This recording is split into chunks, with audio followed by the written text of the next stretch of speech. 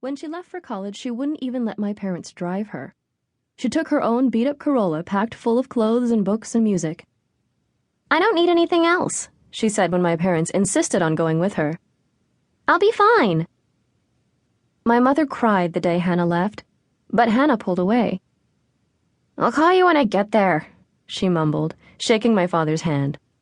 Then she got into her car and pulled the door shut. My parents and I stood on the driveway watching her. She started the car and didn't look back, but opened the window and waved once. Then her arm relaxed as though all the goodbyes she had to make were taken care of, and she let her arm hang limply out the window as she drove away. "You'll never understand," she said the last time we came home together for Thanksgiving. "They were useless as parents. When did they give us what we needed?" The sleeves of her red shirt were pulled over her hands, her thumbs beginning to wear familiar holes along the seams. "They gave us food," I said. "They gave us water, shelter, life." "Whatever." Hannah waved those things away. "Big deal." I'm not sure when things changed for her, but until Hannah forgot how to speak Korean, we had spent hours pretending to be our parents in their youth. It had been the best and deepest of mysteries to us. Long ago, my father used to jump trains as they passed. He was very poor and lived in the mountains. Walking to school took over an hour. If there was a train going by, he jumped on and took it as far as he could and jumped off. He had shown us the scar on his hand from a particularly bad fall. Hannah and I pretended that our swing set, which our father had built for us, was a train. We ran at the swings yelling, "We have to catch this one if we're going to make it on time."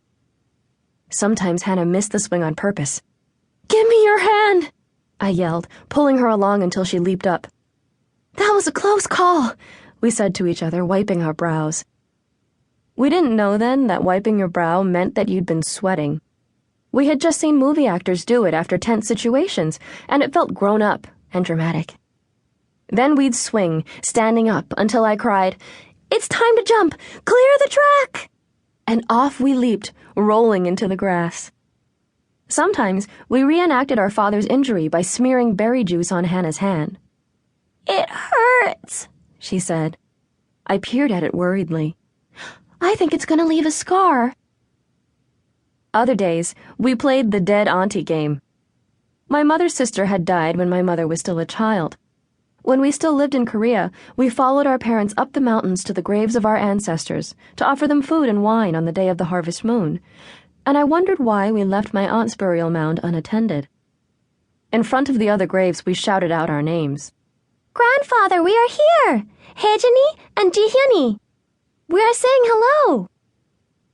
We bowed to our grandparents, then to their parents, then to the 7 generations of ancestors buried on that mountain.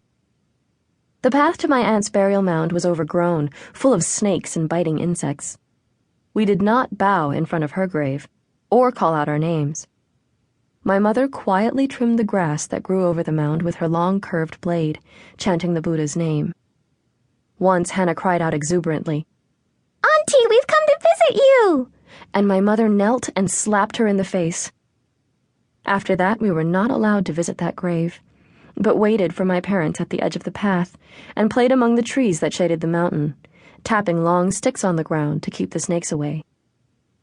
Hannah swore she saw a woman following them once, picking her way through the overgrown path, her long white dress catching the brush underneath and snagging on the trees around her. Hannah swore she heard her singing as she braided her long black hair. The adults would never tell us how our auntie had died, but alone, we pretended I was auntie and Hannah was our mother. Sometimes we switched roles so I could play the bad guys who killed her, or the doctor who diagnosed her with a fatal disease. We would actually weep as we played this game, imagining my mother's family at the news that our auntie was dead. I always played our auntie brave, never giving up on hope to the very last, never betraying national secrets to the North Korean spies, always standing up for what she believed in and protecting those she loved. The year I became a math major, Hannah and I started growing apart. She never understood my chosen field and considered it a defection to my father's fortress of reason and logic. You can't even divide up a bill, she said. You're horrible with numbers. I tried to tell her about complex and imaginary numbers, primes and transcendentals, numbers with families and personalities. But she rolled her eyes.